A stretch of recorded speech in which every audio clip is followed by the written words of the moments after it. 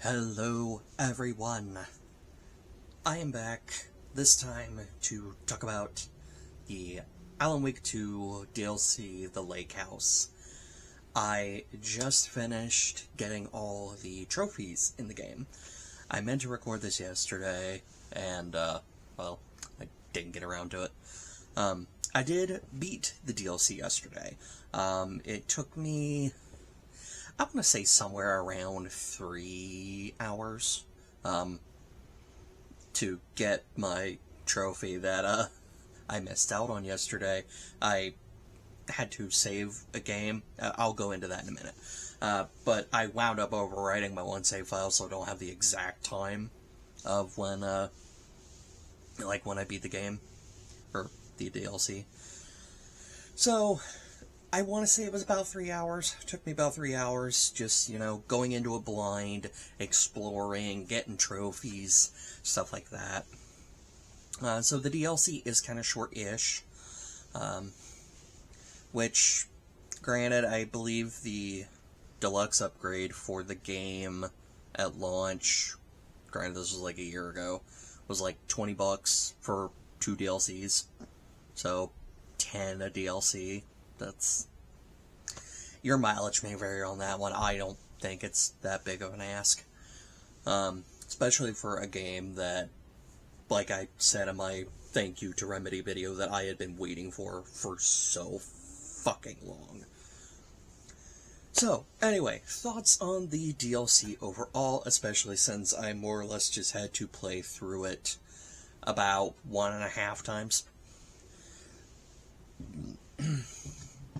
Overall, I thought the DLC was okay. If anything, I'd give it a solid B-. Was not really I'm not going to go too big into spoiler territory here, for anybody that wants to play it. I'd give it a solid B-. The story was not one that I was expecting with the Lake House. Like, I knew some stuff had gone down, but the story that we got was not one that I had been anticipating. I don't think it's a bad story. It's definitely an interesting one. Like, I was compelled to keep reading through all the documents that I found, not just for trophy reasons. Like, I wanted to know what had happened in this facility. And, I forgot to put my phone on silent. So I was compelled to keep going. I did enjoy it. The gameplay-wise, it's your... If you've played Alan Wake 2, you know what the gameplay is. There is a new enemy that is impervious to your normal firearms and cannot be harmed by your flashlight. Like, it can't be stunned by it. So, there is that. Although there was one thing that did annoy me about the new enemies, so if you've seen the trailer, so minor gameplay spoiler, if you don't want to know anything, just go away for about a minute, or just go play it. If you've seen the trailer, you know that these enemies come out of the walls. So they're around, like, they catch you around corners, and it's supposed to, like, make, anytime you see, like, this paint that's on the walls or the floor, it's supposed to, like, make you tense. It's like, okay, so, like, the option for these enemies to come out is right there. It did make me jump more than once. So, they got me. But it was just, like, it was just the whole getting, like, grabbed, not constantly, but, like, getting grabbed several times did get annoying at a certain point, especially since up until you get the gun that you can kill those enemies with, you're better off just running away from them. So, take that for however you want. I found it a little annoying, maybe other people won't, but that's just my take.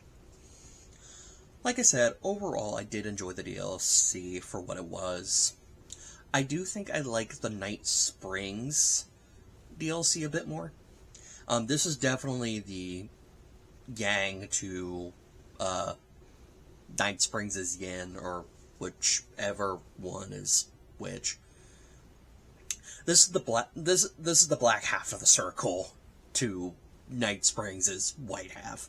Like, Night Springs was fun, colorful, minus the where you played as Jesse and it was like pitch black outside. But like, the Night Springs DLC was just like, hey, it's a bit colorful, it's less serious, we're gonna make you overpowered, have fun. Lake House is darker, both in story and in, like, visually. Story-wise, it's a bit darker. I do feel like, and maybe I just suck, but granted, I've been playing Alan Wake 2 on and off for a year now, both with my initial blind run, the new Game Plus that came out, just getting trophies on and off, and actually it has been almost about a year since Alan Wake 2 came out. Yeah, because Spider-Man 2 just recently had its year anniversary, and it came out the week later. Because I remember I beat Spider-Man 2 in a week. That's a topic for a different video, maybe. So I've been playing on and off for years. So blind playthrough, the final draft, New Game Plus, getting trophies, the Night Springs DLC. So I've played through it about a few times. PlayStation actually tells me I have about 68 hours put into that game. One away from nice. Really tempted to just go put in some more time so I can have that. I know, I'm a child. And so obviously I like the game, but when I say maybe I just suck, it kind of feels like FBC agent Kieran Estevez is a bit of a glass cannon. Like, she takes a lot of damage when she's hit. So it's like, okay, you're this, like, federal agent, deals with paranormal shit on the regular, and you go down to, like, half health in no time. It's like, you got a bit of a glass jaw there, Estevez. Or maybe I'm just bad, I don't know. It could be a number of things. But anyway, like I said, overall, I'd give this DLC a B-. I may do a video of my thoughts on Alan Wake 2 and its DLC overall. Be on the lookout for that if I ever do it. But I definitely think anyone who has enjoyed Alan Wake, Remedy's games, I think it's worth a play.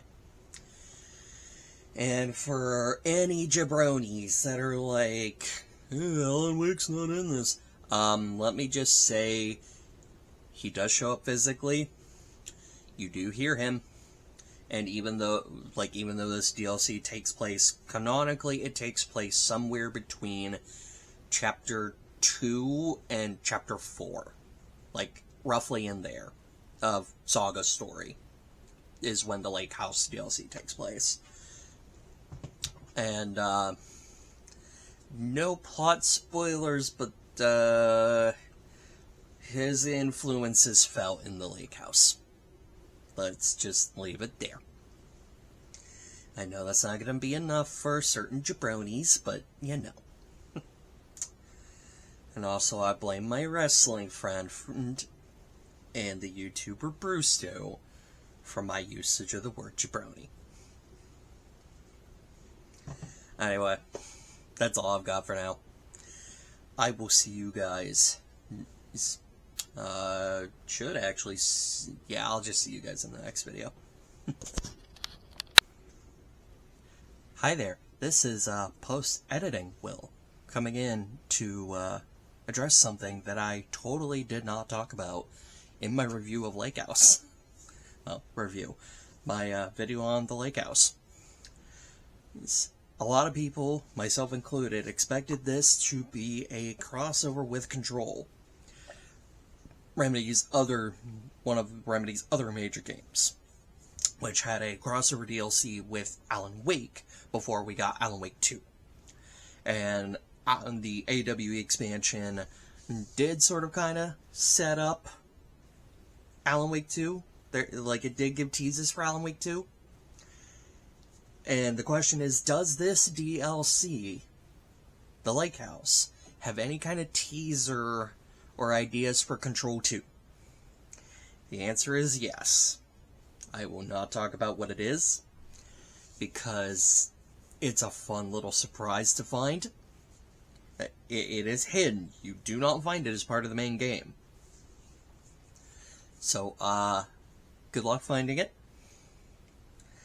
I will say, as sort of like a little hint, look for something that was used a lot in Control. When you're in a certain room, look for something that was used in Control. And you should be able to find that neat little section that gives you a bit of a tease to what to maybe expect from Control 2. And if I'm interpreting that teaser correctly, things are about to get a lot bigger in terms of scope. So, I'm excited. Anyway, now I'm going away. Bye.